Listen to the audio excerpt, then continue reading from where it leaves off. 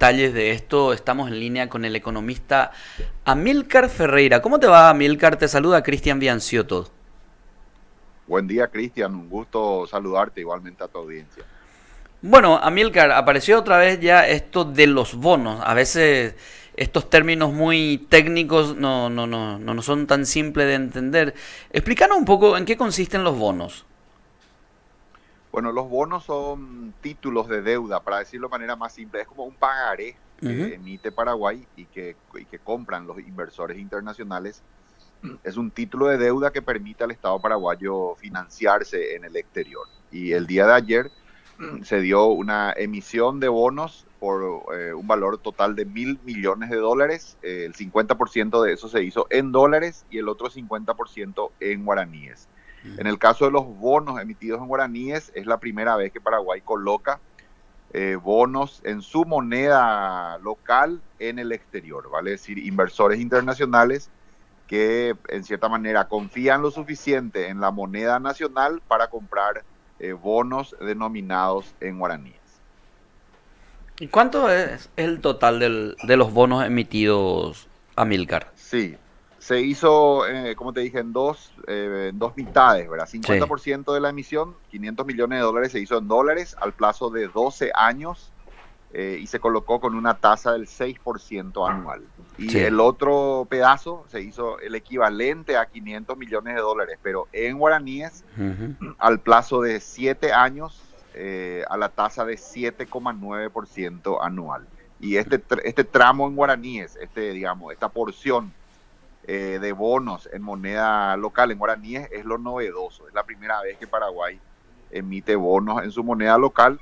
Esto es importante por varias razones. Por un lado, porque disminuye el riesgo cambiario para el perfil de la deuda paraguaya, de la deuda del Estado, porque se emite en moneda local, entonces no importa que el tipo de cambio suba, esa deuda siempre va a tener el mismo valor en guaraníes, entonces se elimina el riesgo cambiario.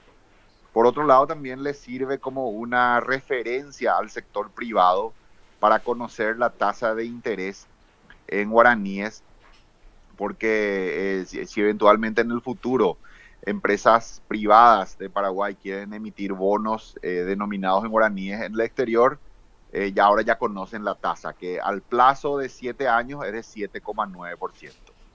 Hay que recordar que Paraguay tiene una inflación de más o menos 4% anual, entonces la tasa real sería la que supera este 4%, ¿verdad? Inflación más 3,9 más o menos sería en la tasa, digamos, efectiva que paga ese bono.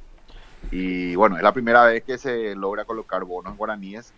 Y como te dije, esa es la novedad. Y bueno, algo positivo, ¿verdad? Demuestra Sí. que los inversores internacionales tienen la confianza suficiente para poner su plata en Paraguay en bonos de moneda nacional al plazo de 7 años. Aquí lo que veo es la diferencia de 5 años en los plazos. Cuando es moneda en dólar va a 12 y cuando es moneda en guaraní 7 años solamente. Yo supongo que eso tiene que ver con el apetito de riesgo que se le denomina, ¿verdad? O Ujú. sea, con el riesgo que los inversores internacionales están dispuestos a tomar. Normalmente antes de hacer la emisión se hace una prospección, son como conversaciones previas que se tienen con los inversores para ver un poco a qué plazo ellos estarían dispuestos a colocar, y de acuerdo a eso se toma la decisión, ¿verdad? De emitir los bonos a los plazos a los cuales va a haber demanda. Yo supongo que en este momento los inversores internacionales estaban dispuestos a tomar riesgo Paraguay en moneda local hasta el plazo de 7 años, por eso seguramente se tomó la decisión de colocar a ese plazo. El bono en dólares sí se hizo a 12 años, un plazo más largo, porque bueno, al estar denominado en dólares, digamos que ese riesgo cambiario es mucho menor, ¿verdad? Ya está denominado en una moneda dura, y de hecho normalmente los plazos que se toman para emitir son así largos, ¿verdad? Entre 10, 12, Paraguay inclusive ya llegó a emitir a 30 años de plazo, ¿verdad? En este caso se hizo a 12 años la emisión. Amílcar, ¿quiénes son los que agarran los bonos de un país como el Paraguay? Son inversores privados, ¿verdad? Sí, son principalmente fondos de inversión, ¿verdad? En los mercados de capitales, los principales movilizadores de capital son los fondos de inversión, que hay de varios tipos, ¿verdad? Tres son los principales. Por un lado están los fondos previsionales, que son fondos que administran los ahorros para la jubilación de las personas. En Paraguay el más grande sería el IPS, ¿verdad? Que como recauda, ¿verdad? El aporte mensual de los trabajadores y después coloca, en el caso paraguayo, coloca principalmente en certificados de depósito de ahorro en los bancos. Pero en los Estados Unidos y en los países desarrollados, la colocación principal no es en los bancos, sino que es en la bolsa de valores, ¿verdad? Entonces compran títulos de deuda, bonos de empresas, de países, y bueno, principalmente son fondos de inversión los que compran estos títulos. Después están los fondos de inversión profesionales, ¿verdad? Que son gestores de fondos que toman ahorros de las personas y bueno, colocan de manera profesional.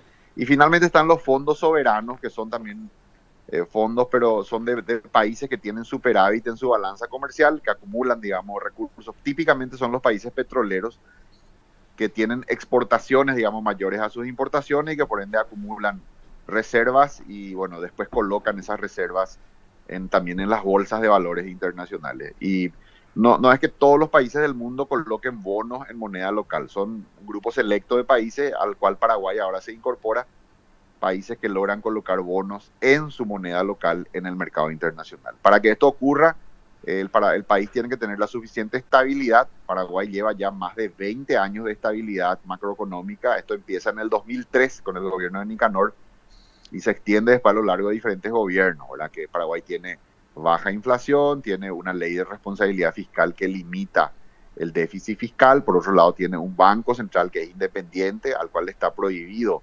financiarle su déficit al Tesoro, digamos, a la Hacienda, que hoy se llama Ministerio de Economía, y todo eso configuran unos cerrojos que garantiza la estabilidad económica a largo plazo. Y bueno, 20 años ya de estabilidad económica demuestran al mundo de que Paraguay, para Paraguay, esto ya es un activo conquistado, es una conquista de la sociedad paraguaya, el ser una economía estable.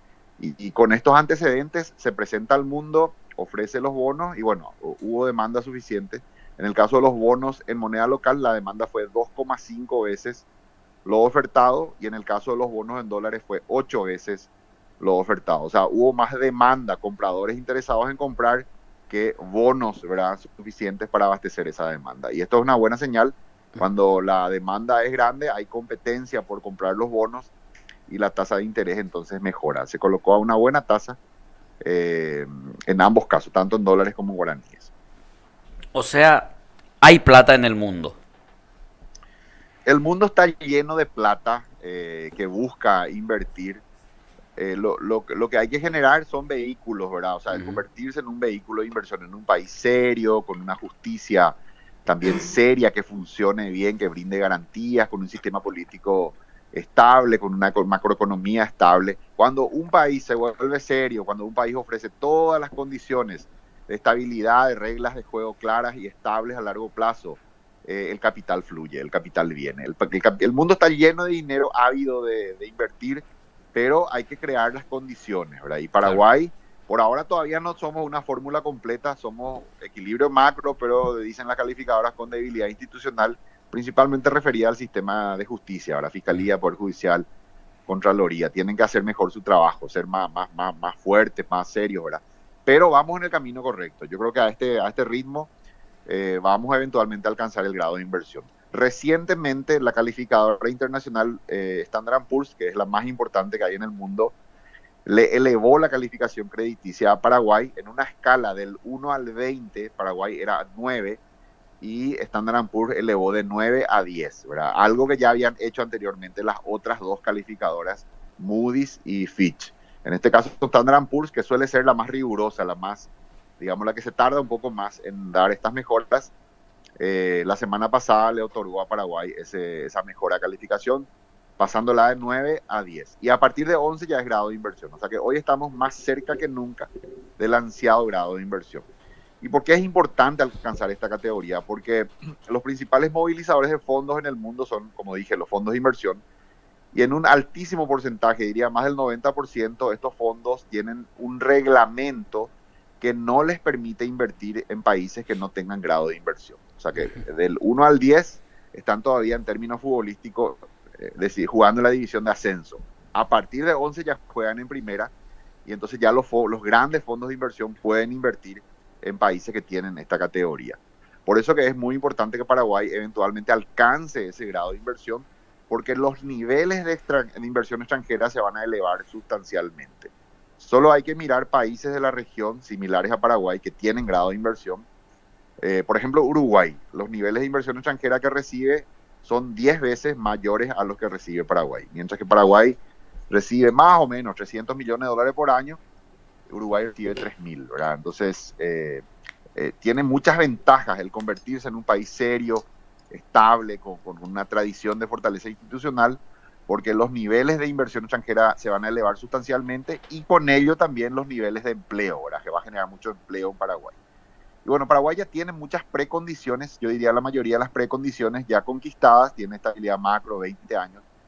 Solamente le falta avanzar un poco en el fortalecimiento de su sistema de justicia y estamos más cerca que nunca ya de alcanzar ese ansiado grado de inversión. Ojalá que se transite ese camino y que más temprano que tarde alcancemos. Yo creo que hay posibilidad de que en este gobierno se alcance eso. En el caso de darse, sería la mayor noticia económica de los últimos 50 años el alcanzar esa categoría. Amílcar, ¿cuál es la diferencia entre emitir bonos soberanos y acceder a crédito, por ejemplo, del Fondo Monetario Internacional? Bueno, la principal diferencia está en el uso de los recursos. Los bonos emitidos en el mercado internacional son como de libre disponibilidad, o sea, el Estado, digamos, puede disponer libremente el uso que mejor le parezca, dentro de un rango, ¿verdad? Generalmente en los documentos de emisión se declara así de manera muy amplia los posibles usos para esos recursos, pero una vez emitidos, digamos que son de amplia libre disponibilidad, mientras que la deuda contraída con los organismos multilaterales de crédito, como el BID, como el Banco Mundial, etcétera, son de uso específico para el fin para el cual fue tomado ese préstamo. O sea, si el Paraguay le dice, digamos, no sé, al BID o al Banco Mundial, quiero hacer alcantarillado sanitario, para eso quiero tomar un préstamo de 300 millones de dólares, esa plata solo se puede usar en ese fin, digamos, declarado, y los desembolsos generalmente son por etapas de acuerdo al avance de la obra. También el proceso para acceder a estos créditos es mucho más largo, lleva varios años, mientras que la emisión de bonos es mucho más corto, es rápido y como te dije, es de libre disponibilidad en cuanto a su uso. En el caso del Fondo Monetario Internacional, que es lo que mencionaste, normalmente los países no toman recursos, digamos, ordinarios, por decirlo así, de uso normal del Fondo Monetario. El Fondo Monetario es solamente un prestamista de última instancia. Es cuando un país tiene problemas, enfrenta dificultades financieras, entonces para ayudar a estabilizarse, ahí entra el Fondo Monetario para darle préstamos de emergencia, de contingencia, para ayudarle, digamos, a salir de esa situación complicada. En el caso de Paraguay, Paraguay no tiene ningún préstamo tomado del Fondo Monetario Internacional. Sí tiene un programa recientemente firmado, fue a finales del año pasado que se firmó ese acuerdo, donde el fondo ofrece, digamos, cierto apoyo financiero eventual, eso es solamente en el caso de que se necesite, a cambio del compromiso de Paraguay digamos, de tomar o de llevar adelante ciertas reformas. Es más bien un apoyo técnico más que financiero, ¿verdad? Pero Paraguay, afortunadamente, hasta ahora no tuvo la necesidad de tomar ningún préstamo del Fondo Monetario porque no está en problemas, ¿verdad? Está en una economía estable, entonces hace uso del crédito, digamos, normal, que es el crédito voluntario, que es el que se toma en los mercados de capitales, en este caso en la Bolsa de Valores, y también siempre con los organismos multilaterales de crédito, pero no del Fondo Monetario. Doctor, ahora el objetivo o la finalidad, el para qué se emiten estos bonos y la obtención de los recursos que sería para pagar intereses de emisiones anteriores, es también probable, está habilitado y en qué manera puede comprometer por aquello de la bicicleteada que tradicionalmente se lo conoce. Sí, parte de estos bonos se va a usar para pagar vencimientos de capital, ¿verdad? De deudas que se emitieron anteriormente. Esos bonos emitidos anteriormente ahora vencen algunos bonos. Hay que pagar el capital, no así los intereses. Los intereses sí se pagan de la recaudación de impuestos, digamos que no está permitido pagar intereses con la emisión de bonos. Eso se paga de la recaudación de impuestos. Sí, lo que se hace es pagar el capital, ¿verdad? Vence el capital, entonces se emite un nuevo bono y con esa emisión se paga el capital del bono anterior. Parte de estos recursos se va a utilizar para ese pago del capital, es lo que en la jerga financiera se llama el revolving de la deuda, o sea, digamos, renovar la deuda, un nuevo bono para pagar un bono anterior. Por otro lado, se va a usar para pagar deudas atrasadas con proveedores del Estado, de empresas vialeras que hicieron rutas y también con empresas farmacéuticas principalmente. Y por otro lado, también se va a usar para financiar el programa Obra Pública del Ministerio de Obras Públicas de este año 2024. Hasta ahora yo creo que el gobierno venía a media marcha porque todavía no tenía esos recursos, ¿verdad?, gestionados, entonces más bien la tarea se centraba en ordenar la casa, no todavía en ejecutar su plan de gobierno propiamente, a media máquina, como te digo. Y ya a partir de esta emisión yo creo que vamos a ver ya el plan de gobierno que trae esta administración a plena ejecución, ¿verdad? Estimo yo que ya ahora con el fondeo, con el financiamiento conseguido, vamos a ver ya los planes que trae este gobierno, las licitaciones que va a hacer seguramente, los anuncios de cuáles van a ser los proyectos de infraestructura que se van a financiar en este quinquenio. Así que es una buena noticia, creo que empezamos bien este 2024, en general con buenas perspectivas económicas, el sector agrícola, ¿verdad?, con un buen desempeño, el clima está acompañando hasta ahora por lo menos, el comercio de frontera también con buenos números, cerraron el 2023 con números ya superiores a lo que es el año prepandemia, con números superiores al 2019, o sea, no solamente ya nos recuperamos totalmente de la pandemia, sino que ya superamos incluso el periodo anterior. La maquila también, el sector industrial, con buenos números, creciendo a tasas de 2 dígitos. Y bueno, en este caso el Estado, ¿verdad?, la obra pública ya también con un financiamiento asegurado para este 2024 para que se puedan seguir desarrollando obras públicas. En general yo te diría buenas perspectivas, un pronóstico de crecimiento de 3,6% para la economía paraguaya para este año, pero yo veo muy posible que eso se revise al alza en los meses siguientes, probablemente un 4,5, porque de lo que yo estoy viendo hasta ahora estamos empezando muy bien el año, ¿verdad? Con buenas señales, con buenos indicadores, así que un buen año económico es lo que anticipamos.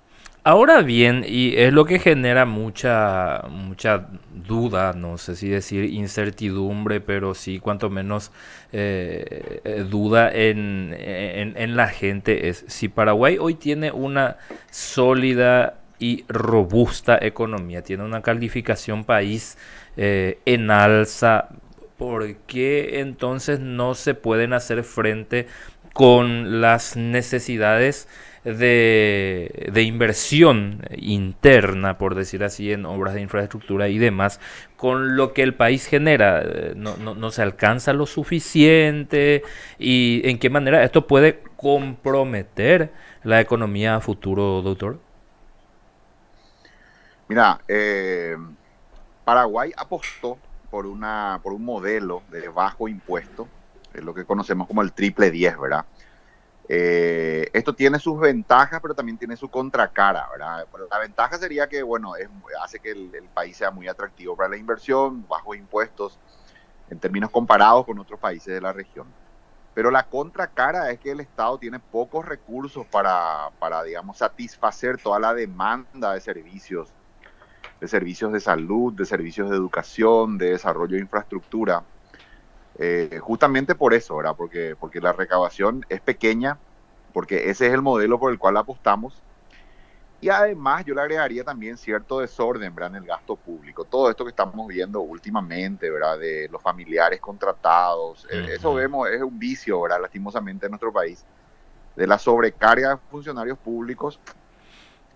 Bueno, son vicios de la clase política que también hace que todo ese recurso, ese escaso recurso que se recauda, no se pueda utilizar de la mejor forma, no se pueda dar eso que llamamos la eficiencia del gasto público, no se puede dar totalmente porque, bueno, tropieza, ahora se encuentra con estos viejos vicios de la política que hacen bueno, que esos recursos se vayan, ¿verdad?, muchas veces en planilleros, en gente que es contratada sin que exista una necesidad. Estaba viendo el otro día que el Congreso tiene algo así como 2.900 funcionarios, algo así, una cifra, 2.700, 2.900, una barbaridad, ¿verdad? Una institución que podría quizás funcionar. De hecho, uno de los legisladores dijo que más o menos con 600 funcionarios podría funcionar perfectamente y tiene más de 2000, ¿verdad? Entonces eso, nada más por poner un ejemplo, ¿verdad? Te da la pauta de que no siempre se da ese buen uso de los escasos recursos que recauda el Estado. Y eso creo que hay que ir corrigiendo, ¿verdad? De tal manera que en vez de gastar en planilleros se invierta mejor, ¿verdad? En la salud, que haya medicamentos en los hospitales, en infraestructura, que haya más caminos, más rutas. Ese es el gran desafío. Un país que apuesta a una baja presión tributaria será recaudar poco. Para que esa política sea coherente, tiene que haber una alta eficiencia del lado del gasto público. Cada guaraní que se recaude se tiene que gastar con la máxima eficiencia. No se tiene que desviar a ningún otro propósito, a ningún otro fin que aquel para el cual existe el Estado, que es proveer servicios de calidad a la población, ¿verdad? Y bueno, ese es ¿cómo te diría? Un tema, un desafío que tenemos que ir mejorando de aquí hacia adelante. Bueno, Amílcar, te agradecemos muchísimo por esta explicación tan didáctica de todo esto. Y una pregunta nomás, no sé si tendrás ya algo analizado al respecto, pero este tipo de asalto que hubo en Ciudad del Este, ¿en algún momento puede afectar la economía? Aunque parece ser economía subterránea, nunca mejor dicho, ¿verdad? Y sí, es una economía subterránea, digamos, porque en Paraguay hay muchos cambistas. Los cambistas serían la oferta de cambio, porque hay una demanda, ¿verdad? O sea, hay gente que tiene una moneda extranjera que necesita cambiar, ¿verdad? A guaraníes, por ejemplo, traer dólares y cambiar por guaraníes, por ejemplo, o reales, Ujú. y que no quiere ir a una casa de cambio o a un banco, o no quiere o no puede ir, ¿verdad? Porque vos sabés que si vos vas a hacer tu operación de cambio, tanto en un banco como en una casa de cambio, te van a normalmente pedir, ¿verdad? Hay que declarar Especialmente todo. si la cifra es importante, te van a pedir tus documentos, el origen de los fondos, etcétera, va a quedar registrado. Entonces probablemente hay todo un circuito, digamos, un grupo de personas que necesita hacer operaciones de cambio y que no puede o no quiere hacer esos trámites de declarar el origen, dar su número de documento, y bueno, por eso existen tantos cambistas, ¿verdad? Hay Mm, una oferta porque hay una demanda, ¿verdad? mm. Y sí, como bien lo decís, es parte de la economía informal que tiene que ver seguramente con cosas como, no sé, desde compristas brasileños, probablemente también contrabando y, ¿por qué no?, hasta actividades ilícitas, ¿verdad? Gente que obtiene, por ejemplo, dólares por, no sé, por venta de droga o por tráfico de armas, etcétera, y luego esos dólares que recibió necesita cambiarlos por guaraníes, pero no puede ir ni a un banco ni a una casa de cambio y entonces recurre al cambista.